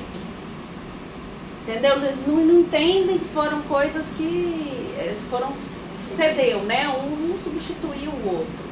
Então, assim, eu vi que decisões até que passaram que a Unimed não falou nada, ninguém falou nada aqui e foi. Tá em segunda instância mandando aplicar o IVR sobre a TUNEP. E até peguei, tem uns 2 semanas também, uma decisão assim, eu tive que ler ela 6 vezes para compreender, que eu não tinha compreendido nada, porque o juiz não falou nada, e aí ele citava umas decisões que não tinha nada a ver com o assunto. Ele pegou como exemplo umas ações que os médicos do SUS entraram contra a União, reivindicando a atualização da tabela SUS e falando, olha só, até para fins de ressarcimento, a ANS usa a tabela dela TUNEP, que é muito maior do que a gente recebe. Atualiza, manda a União atualizar, porque eu estou recebendo muito pouco por procedimento. Aí ele pegou essas decisões e mandou aplicar o IVR sobre a TUNEP. Com base nisso. Aí eu entrei até com embaixo de declaração, legando até nulidade, etc. Não sabe estar. E falando que, e o que ele mandou fazer, eu falei, impossível de se fazer, né? Assim, aí eu tô esperando o resultado. Mas o que eu vejo é uma grande confusão do judiciário, os assuntos são complexos, muitos de ordem prática também, né? É difícil às vezes compreender isso tudo. E tem os pareceres são muito bons, mas que a gente tem pouco acesso. Assim, quantas vezes que eu conversando com vocês, aí você me manda um parecer lá super bem fundamentado. E é tudo da Procuradoria. Pois é, mas que não chega na gente. É o que você falou. Então aí a gente tem que ficar reinventando a roda ou então fazendo uma defesa não tão rica. Fernanda, é tão bom que está no saco da inteligência jurídica. Pois é, tão mas bom usar, pois é. lançar A ANS tem que, a Procuradoria, junto à ANS especializada, que faz esses pareceres para eles, que tem que alimentar isso, que a gente não está achando. Agora, teve uma decisão recente, que eu achei excelente, do STF, até atualizei as minhas últimas peças, que é uma decisão do STF que ele fala da deferência que o judiciário tem que ter com a atuação das agências reguladoras, era até um caso do CAD, Mas falando que o judiciário tem que manter uma distância, uma análise muito objetiva quanto à mera legalidade ali, sob pena de, sem conhecimento técnico, alterar alguma coisa que vai impactar na regulação do mercado. Com certeza. Então, e essa decisão foi agora, no final de maio. Então, eu estou colocando ela em todas as minhas, tanto de multa quanto de ressarcimento com relação ao IVR também. Porque eles ficam querendo, está confuso. Eu até mandei para vocês responder. Agora começou a sair alguns laudos de perícia oficial que também as conclusões você não consegue nem. Eles não entendem o que eles estão falando. Deixa eu só que fazer uma observação estão julgando para umas coisas que ela está falando. TUNEP era a tabela que a ANS, junto com o setor, consensualizava de qual era o valor dos procedimentos. Por quê? Porque existe uma diferença naquilo que se paga no SUS e naquilo que se paga na saúde privada. Então, na saúde pública, nós temos a SIGTAP, que é uma reunião de todas as tabelas do SUS que são referência para o pagamento da rede pública. Só que esses valores não são atualizados há 20 anos. Aí alguém fala assim, mas tem que atualizar. Não, calma. Porque se atualizar, você quebra muita gente. Por quê? Porque se você fala isso para um gestor público, ele vai olhar para você e falar assim, você não sabe o que você está falando. Por quê? Porque ela é referência. Não quer dizer que você paga aquilo. Eu posso pagar até menos. Eu posso pagar até mais. Mas ela é um norte. Ela não serve como valor efetivo. Por isso que a lei permitiu que a ANS criasse uma regra de valoração que não atendesse ao valor que está lá na SIGTAP. Porque na SIGTAP, uma extração de dente é R$5. Meu pai é dentista. Quando ele cobrava muito barato, era 40. É 5. Ah, você paga 5? Não, mas aquele valor é referência. E é aquele valor que aparece no instrumento de AIH e APAC. Então, para as empresas de plano, era muito simples. Cobra o que está aí na SIGTAP sem nenhuma valoração. Isso é ressarcimento? Não, não é, porque o sistema não foi constituído assim. Aquele valor é uma referência apenas. Ele não é necessariamente o que foi pago. Aí o que o sistema público faz? Ele coloca incentivos, ele coloca coisas que dão, na verdade, o valor real do procedimento. Como a gente já sabia disso, se instituiu um grupo que formaria a TUNEP, que é essa tabela que ela está falando. Era uma briga danada, uma briga de foice lá dentro da ANS, junto com o setor, eles querendo forçar para baixo, a ANS querendo forçar para cima, o SUS dizendo que era um absurdo. E aí nós criamos o Índice de Valoração do Ressarcimento em 2011. O índice ele é fruto de um estudo que tem um processo dentro da ANS que chegou a um valor seguindo todas essas complicações que tem no sistema público, seguindo que não são tabelas iguais, não dá para comparar.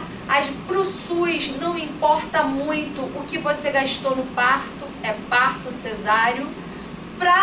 Já para o privado importa se a gás que você gastou, o fio que você usou, se você usou cola cirúrgica, se não usou, se tinha ali alguém para fazer massagem no pé da parturiente, se tinha uma doula, se tinha...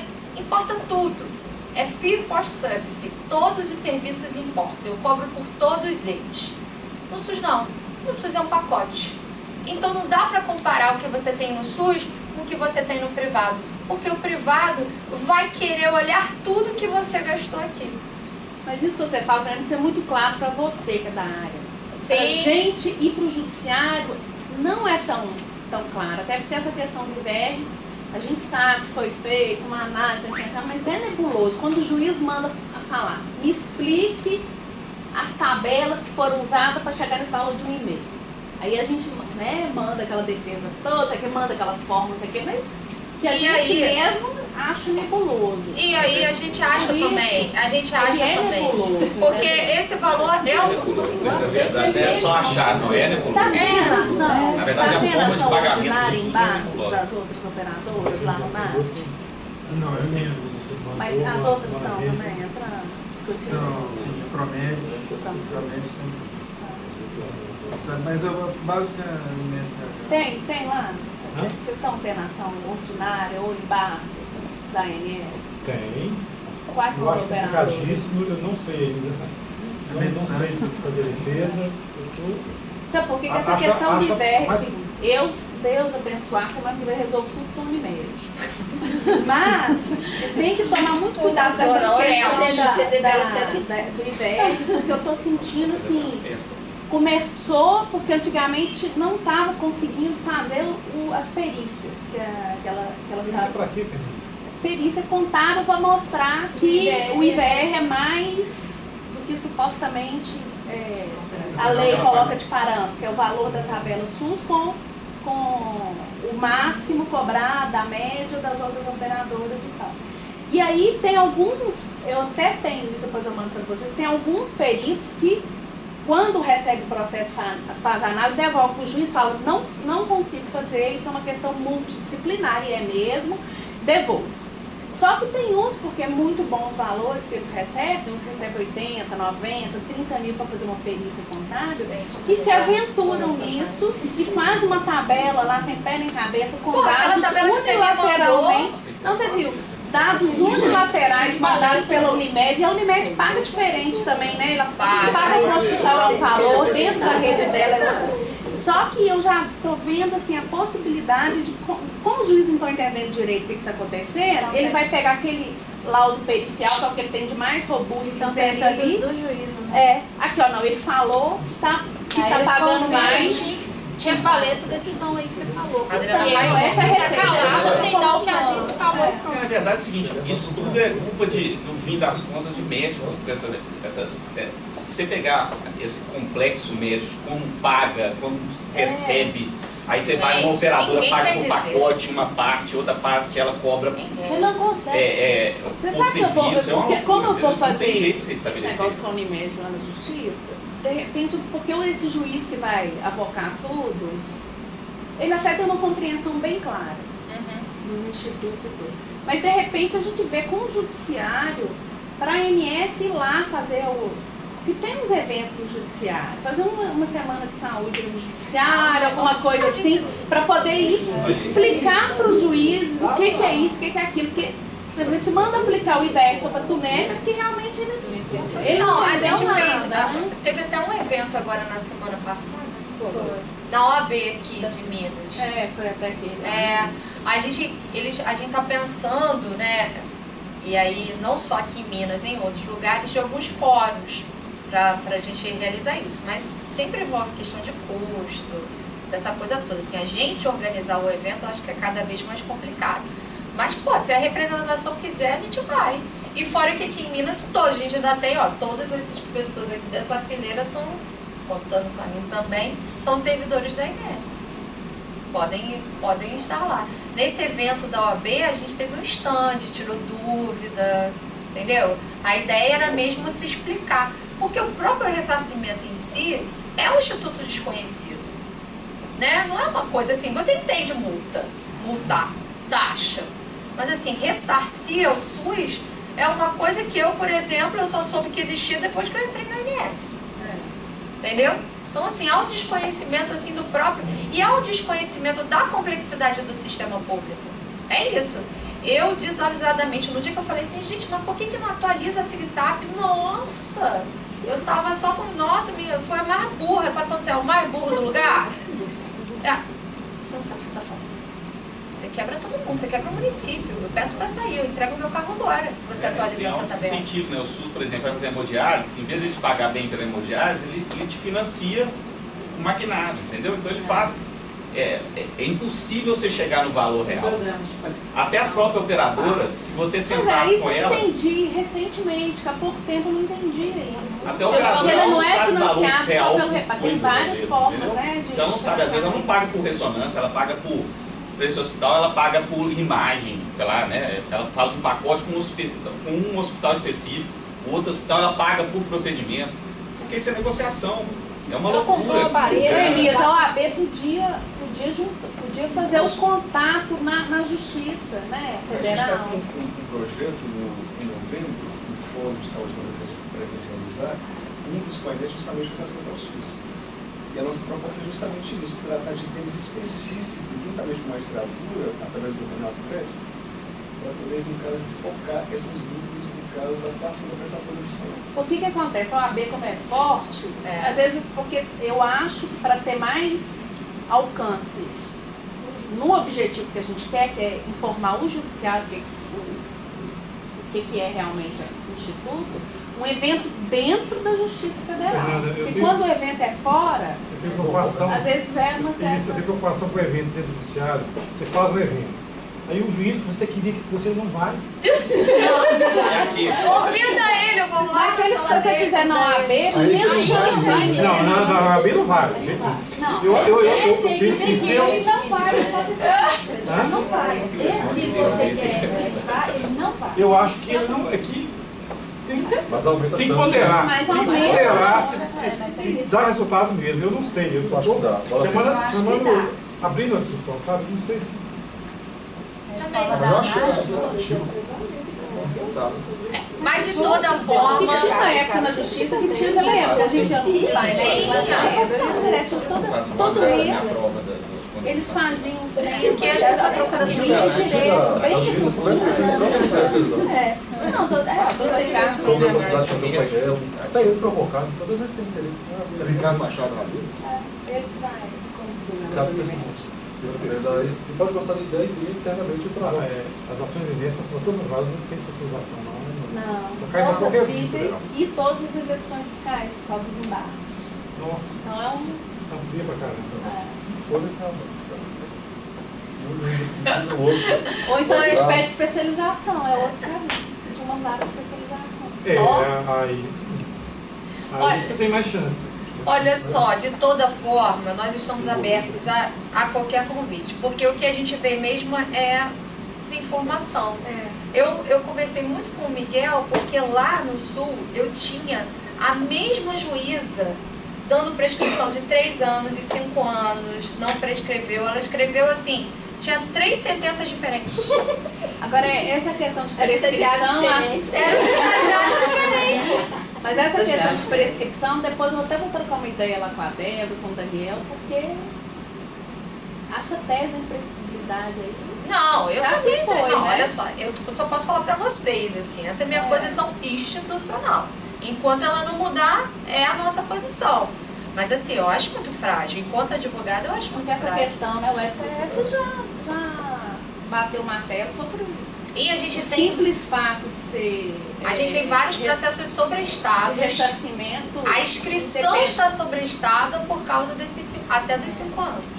Isso aí já está na hora deles já fixarem 5 anos, delimitando bem o tempo. Eu acho razoável. Até pra gente. E sinceramente, pra gente a prescrição não seria ruim, porque a gente está trabalhando em cima de processos muito antigos, que a gente sabe que vai... Desvia sua produtividade para o processo é mais caro que o que ele está arrecadando. Não, e se bater no judiciário, sinceramente...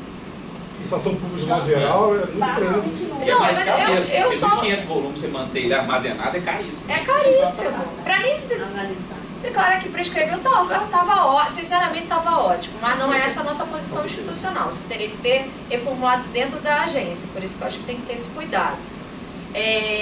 Só que essa juíza, por exemplo, esquece que o assunto é prescrição. 3 decisões da mesma juíza sobre o assunto completamente divergentes, eu falei assim, pô, eu só consegui ver por causa dele. Entendeu? Ele falou, não, calma aí, peraí, essa vara tem... Não é essa decisão da juíza, eu tenho certeza que não. Eu falei, não, eu tenho certeza que sim. Aí ficou aquela coisa, quando a gente foi ver, ela tinha decisão de prescrição de 3 anos, de 5 anos e pela imprescritibilidade. Não prescreve. Aí eu falei, usa que melhor te convier, mas pelo amor de Deus. Vamos lá conversar com ela, vamos fazer qualquer coisa, porque assim, eu não posso ter essas decisões saindo, porque a operadora pega o que ela mais gosta. E aí começa a botar em todos os outros processos. Aí me ferra, né? Não tem outra palavra. Bom, esse é um pedido de subsídios até daqui, que a gente fala que é um pedido bom de subsídios, tá pequenininho, mas o que a gente sempre fala quando a gente recebe subsídio? Não dá para receber sem documentação, Geralmente a análise de matéria fática é o contrato, então eu preciso que você me mande a documentação do operador. E outra coisa, a Unimed BH, por exemplo, ela embola tudo e manda tudo junto. Então são 5.000 pessoas, são 5.000 atendimentos que eu vou analisar. Eu não consigo nem entender que contrato que ela está alegando para quem. Entendeu? Esse contrato é do atendimento X ou é do atendimento Y? Então, assim, aqui em BH, essa procuradora, ela coloca assim, ela coloca as AIHs, diz o que ela está alegando por participação. Ela também já faz o refinamento para a gente. Pela AIH, eu consigo identificar a análise que a gente fez lá. Se você botar só a Fernanda Campolina, eu não vou nunca achar, porque a Fernanda Campolina pode ter tido vários contratos com a BH, não só um. Eu tenho que saber qual é vários atendimentos. Pelo seu nome, eu sei qual o contrato que você tem hoje. Só. É isso que eu sei na Inés, que o contrato que você tem hoje. Qual o seu produto? Eu faço assim, dá um trabalho. Eu sei. Por isso que ninguém faz. Por isso que ninguém faz. Mas se você só me diz seu nome, eu não sei. Se você não se me diz só o nome da pessoa, ó, atendimentos para... Aí teve um que mandou uma lista de nomes para mim. Por quê? É, a Procuradoria Regional aqui, pedindo para a Procuradoria da gente, a Procuradoria da gente, se é a matéria fática, né, se é contrato, eles mandam pra gente. É uma maravilha, aí vocês mandam, só recorta e cola. Mas análise fática, né? Mas se não houver essa organização, eu não consigo. Eu realmente não consigo. Então, o que a gente tem? A gente tem a documentação, ela é importante quando eu consigo fazer o vínculo. O que a gente chama de vínculo é saber que aquele contrato XPTO é de Fernanda naquele momento. Se eu não consigo identificar, porque a Unimed BH, por exemplo, me manda uma porção de contrato. Eu tenho que conseguir identificar que aquele contrato é o seu contrato. Né? Não é o da Lares, que é também procuradora, está aqui, entendeu? Está aqui no mesmo grupo.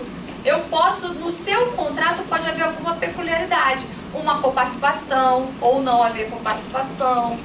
Então, assim, eu preciso conseguir fazer o vínculo, dizer que aquele contrato é mesmo de Fernanda e era mesmo de Fernanda na época do atendimento. Você pode ter tido um upgrade, um downgrade no seu contrato, você pode ter incluído mais coisas, tirado mais coisas. Então, a dificuldade que eu vejo hoje da Unimed BH, por exemplo, é comprovar vínculo. É comprovar que aquele contrato é meu. Ela não consegue. Por quê? Porque há uma grande desorganização. Ela também absorveu e incorporou outras empresas menores, menos organizadas, que aí mesmo que ela não consegue ver o contrato que tinha, contratos muito antigos, que às vezes você nem tem mais aquele contrato. Então há uma dificuldade de a gente comprovar vínculo. Se a gente tem uma documentação confusa, a gente não consegue localizar só pelo nome do beneficiário. A gente precisa saber qual é a EH que você está fazendo referência. A gente precisa da documentação individualizada por atendimento, para a gente entender o que vai ser, para a gente conseguir fazer o vínculo, ver o que é carência, ver o que é abrangência, ver se é plano antigo, se o plano não foi adaptado. Por exemplo, uma coisa que precisa estar na documentação que a operadora oferece é o número do produto. Porque senão ela manda qualquer papel. Ela manda, a Unimed BH sempre faz isso. No judiciário ela faz isso direto, ela manda qualquer papel. O que ela está chamando de contrato, às vezes é um aditivo do contrato. Ou é só o documento de adesão a um contrato. Então a gente precisa do contrato. E a gente precisa saber que aquele contrato é mesmo de Fernanda. Porque senão a gente vai responder assim, ó, não conseguiu fazer vínculo. O contrato apresentado, a gente não consegue entender que o contrato apresentado é o contrato do beneficiário especificado na ação. Isso é disparado, acho um motivo maior, eu acho, de indeferimento, sabe? Porque, como a grande maioria dos planos são coletivos, né? Essa vinculação vai ficando cada vez mais confusa. E a Inés, com o surgimento de administrador de benefício, essas coisas, isso fica ainda mais confuso, né? Porque ela está falando da Unimed BH, mas você pega a operadora grande com a 1000, é quase desumano você tentar entender de onde vem aquele produto, né? E são muitos produtos e muitas variações de produto. Então eu preciso saber do contrato. Precisa ter o número, o nome, o número da PJ que está associado. Então eu tenho um contrato que é da Associação dos Procuradores Federais, da Associação da AGU. Então tem que estar a PJ lá que está associado. Por quê? Porque senão a gente não consegue vincular. E aí, questões que poderiam ser exclusivas da cobertura não vão poder ser analisadas. Eu falei da BH porque esse é o principal problema dela. Ela tem dificuldade de apresentar um contrato. Para IVR, para os juros, valor dos procedimentos, prescrição, constitucionalidade, a gente atualizou a defesa mínima. Sabe o que faltava? Lá o nosso gerente... Mas aí você atualizou já no site da AGU? Não, porque o nosso gerente de contencioso foi para outro órgão. Então eu estou esperando que o próximo sentar lá. Você me manda que eu replico aqui? Mando, mas assim, ainda não passou pela nossa procuradoria. Tá. Entendeu? Essa que é a questão, por isso que ainda não foi. Tá? Porque eu tenho que, na verdade, queria conversar com ele para ver se a gente pode passar do jeito que tá. Porque tem algumas matérias que são jurídicas, ver se ele quer acrescentar alguma coisa.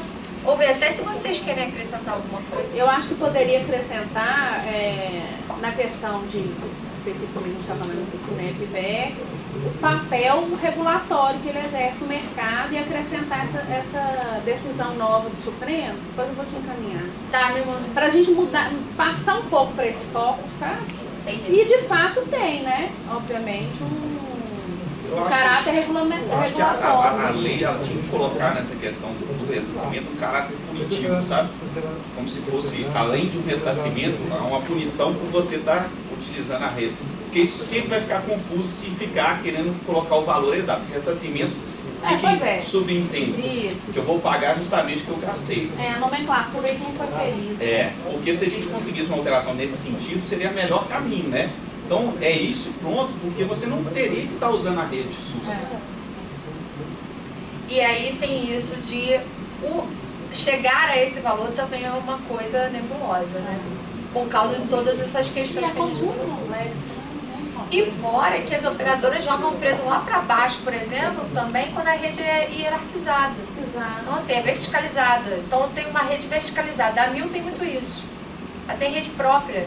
Então ali ela fala que ela paga mais barato. Pô, ela lógico. dá prejuízo pro hospital e dá lucro pra ela. O hospital é seu. É lógico que você vai ter um preço mais barato, entendeu?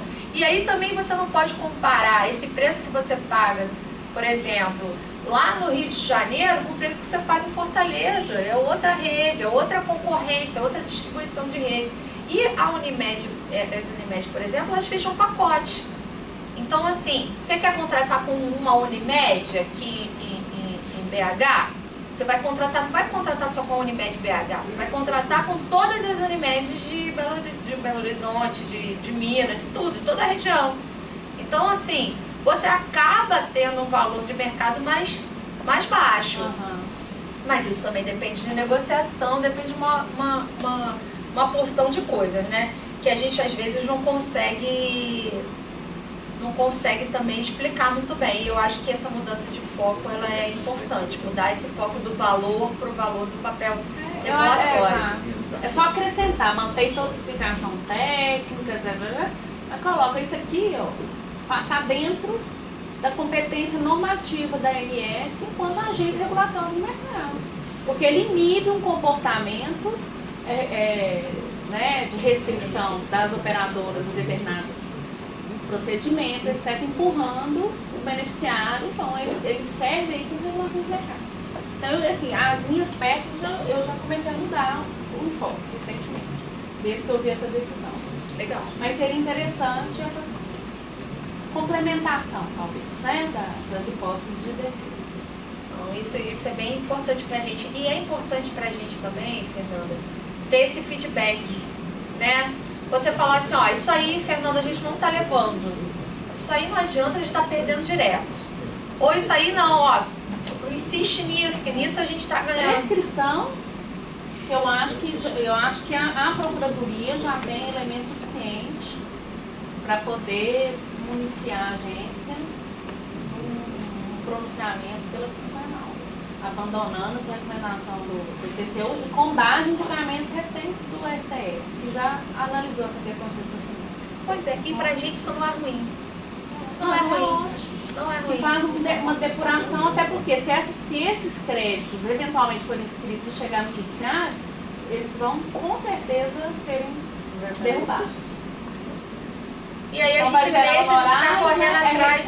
Vai gerar trabalho e honorários. Deixa de correr atrás do vento, entendeu?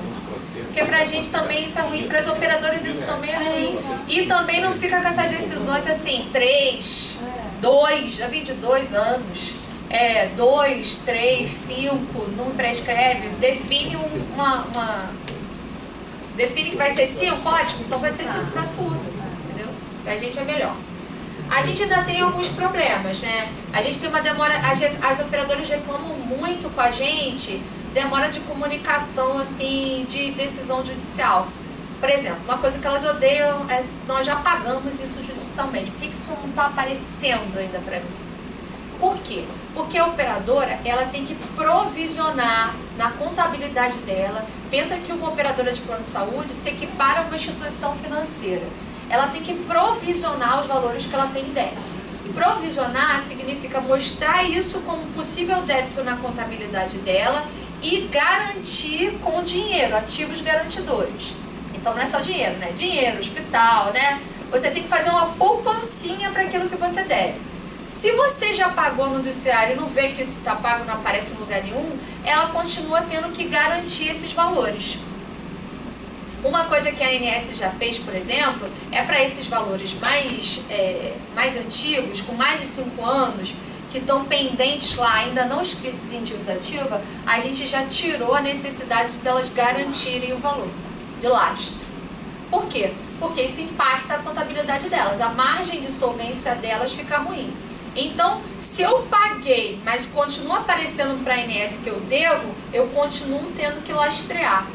Então, o que a gente pede hoje em dia para as operadoras? Que elas peticionam no juízo, traz para a gente a comprovação do pagamento, para ver o que a gente consegue fazer em cima daquilo que você diz que pagou. Mas, de toda forma, é ruim. Igual conversão em renda, a gente precisa ver se está tudo efetivamente pago, se o depósito é suficiente para cobrir todo o débito. E a gente tem também problemas de juízes que reúnem tudo dentro de uma mesma ação, né? Pra gente isso às vezes é bem problemático. Você bota no mesmo bolo multa, ressarcimento, taxa e pega um depósito para tudo naquela ação. Para a ANS é complicado, não que isso seja errado ou certo, não é isso que eu estou dizendo. Mas assim, pra gente é meio complicado às vezes destrinchar isso e ver o que foi pago, né? Porque são áreas também diferentes dentro da ANS. Códigos de recolhimento diferentes. Códigos de recolhimento diferentes. E a gente não tem nenhuma integração ainda entre os SAPs e os nossos sistemas, né? Por quê? Porque a gente já tem alguma coisa para multa dos dados, mas para o ressarcimento, por causa da complexidade que eu disse de um processo ter vários atendimentos, a gente não consegue ainda ter uma integração. Por quê? Porque a integração que foi construída na ANS, ela leva em consideração o processo débito e não um processo que pode gerar vários débitos, que tem que ser aglutinado e desaglutinado a partir do momento que você defere ou indefere administrativamente. Então a gente tem essas dificuldades, tem esses problemas e o problema de, às vezes, até de comunicação, às vezes quando eu sei quem é o procurador da ponta ou quando eu sei quem é que está mexendo no processo, a gente já fala até direto com o procurador, a gente nem usa representação. Mas quando as ações são dispersas, a gente tem que ficar falando com um, falando com o outro, falando com um, falando com o outro, a gente também não consegue acompanhar. Isso é um problema. Melhorou bastante depois do grupo dos grandes devedores, porque como a gente conseguiu reunir tudo dentro de uma mesma pessoa, né? Pessoalizar quem é que está com os processos da Unimed BH, é a Fernanda. Lá o Miguel está com os processos da Clinipan, da Unimed Porto Alegre. Ele já consegue identificar melhor os problemas e já consegue atacar esses problemas melhor. Para mim foi muito bom. Eu conversei com uma procuradora de São Paulo, a Renata. A Renata, ela falou assim, Fernanda, olha só, estou sozinha, que sou só eu. Não tem como, levanta para mim o que você tem. vamos fazer o seguinte, em vez de você me dar um trabalho, eu vou te dar um trabalho. Levanta tudo que você tem, que você acha que você tem, que eu vou dar uma olhada aqui. Vou puxar também os relatórios do Sapiens, ela até pediu para mim. Vou puxar os relatórios do Sapiens para ver o que a gente tem aqui, porque na minha lista tá, lá em São Paulo, a minha lista tá a 1000. E não tá essa operadora que eu falei com ela da Intermédica, que é uma das nossas maiores revedoras, né? A Intermédica é muito maior. Ela é uma operadora paulista e está vindo agora para o Rio de Janeiro, que é subir, né? Que a gente fala. Que é subir de São Paulo para outras regiões. Ela é muito grande, ela dá muito problema e ela não paga nada de ressarcimento. Ela deposita tudo igual a BH. Então, assim, pra gente era um foco melhor. A 1000, apesar de ter muitos débitos, é uma operadora 2 vezes maior e paga tudo. A 1000 é 95% adimplente no ressarcimento. Depois que ela foi comprada pelo grupo americano, eles têm muitas questões de compliance, accountability, né? Não, peraí, paga, a gente não quer dever, a gente quer abrir o nosso capital em bolsa. É barato. É barato. Ressarcimento é barato. Ressarcimento é barato, vamos pagar. Para vocês terem uma noção, né? Que isso é o que eu falo. O plano de saúde deve ser uma coisa boa, né? Comprado por um grupo americano de investidores, né? Deve ser uma coisa que dá algum dinheiro, porque não é possível, né? É uma briga enorme. A 1000 foi comprada por 10 bi, a Intermédica foi comprada por 7 bi, né? A São Francisco agora foi comprada por 2, a São Francisco é lá do Nordeste. A BH a mesma coisa, a BH já está querendo, ela já desponta do grupo das Unimedes, ela é uma grande Unimed, uma Unimed poderosa, ela também está querendo investir nisso. Então, assim, é importante estar atento a esses movimentos, porque a gente está falando até de uma redefinição do nosso mercado. Né? As ideias que aparecem, né? As ideias que a gente vê lá na ANS são ideias, por exemplo, tem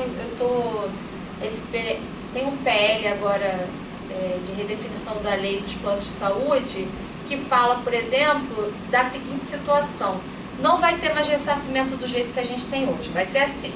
Você foi para a unidade pública, aí a unidade pública é obrigada a ligar para o seu plano de saúde. Então liga lá para a Unimed BH. Unimed BH, Carla tá aqui, ó. Tá aqui, você vai pegar ela? Aí a Unimed BH fala assim: ah, não. Aí eu já morri.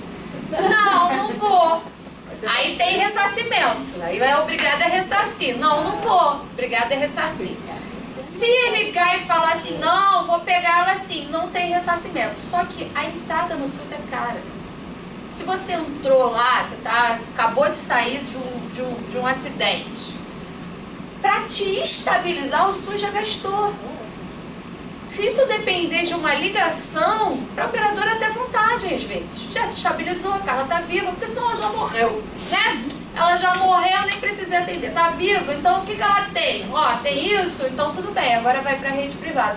Então, assim, um redirecionamento muito grande. Esse é o 4º PL, que eu defendo a mesma coisa, que assim, ligar, os prestadores públicos já fazem isso, a sua família faz isso por você. Você foi lá para a rede pública, a sua família já liga para você, já liga para a operadora e fala assim: olha, a Carla está aqui, vem buscar ela. E aliás, a operadora é obrigada lá, a remoção da operadora, te tirar da rede pública da operadora. Eu tenho operadoras aqui em Minas que cobram 500, 600 reais para te tirar do hospital público. Então, assim, isso já acontece, assim. Não existe ideia muito mirabolante do serviço público, né? Não existe, eu falo sempre isso, não existe essa coisa de surgir com uma ideia mirabolante. Essa ideia mirabolante deve ter 30 anos, 40 anos. Alguém já pensou nisso para você? E aí eu vejo cada vez mais, agora que a gente conseguiu a constitucionalidade desse instituto, que é um instituto complicado pra caramba, eu vejo agora a próxima alternativa é a alteração desse marco legal, que já tem, desde 98, mas desde 98 sofre com ações de constitucionalidade, sofre com possibilidade de mudança legislativa, e a última grande ideia é essa do liga para o operador e vê se ela quer vir te buscar. É isso, gente. a gente está se colocando à disposição até de vocês. Se vocês precisarem de alguma coisa, a gente tem um e-mail institucional que é o ressarcimento@ns. A gente sempre responde. A nossa procuradoria também faz um trabalho legal de interlocução com as procuradorias locais. E eu já com todas as...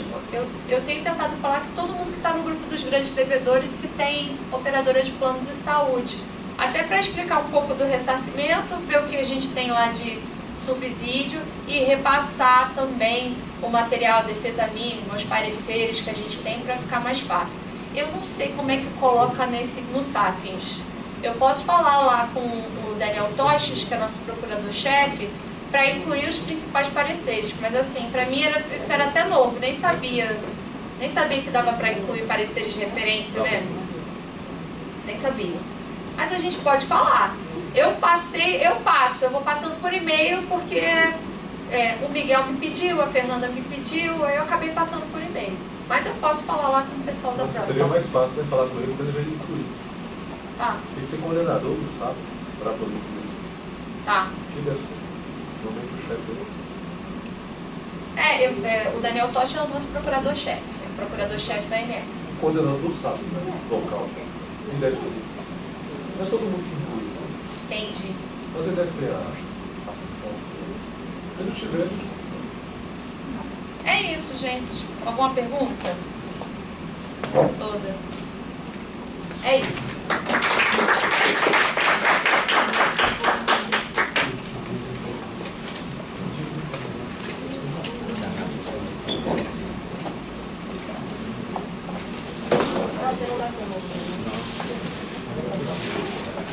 Alguém vai perguntar? Eu tenho que almoçar e depois eu tenho uma reunião lá na Secretaria Municipal. Secretaria Municipal. Pode ser. A prefeitura. A Fospena, né? Ainda era verdade. Eu ia falar, o prédio foi invadido? O que foi invadido é essa casa, né?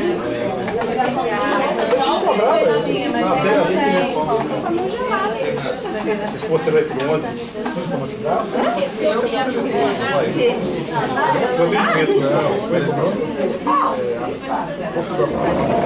o cara chega na hospital, já tem que ser identificado logo pelo plano de saúde. Já avisado. Tchau, gente. Todos os sistemas de saúde fossem automatizados, tinha que informatizar. Estético. Estético. Seu cachorro.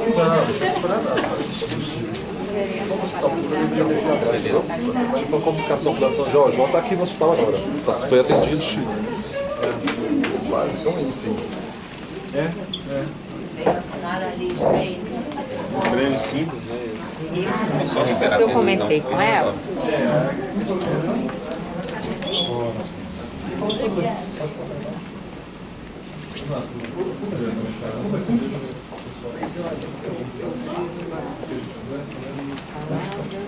Eu acho que não é uma coisa assim também. Eu só entendi quando eu entrei no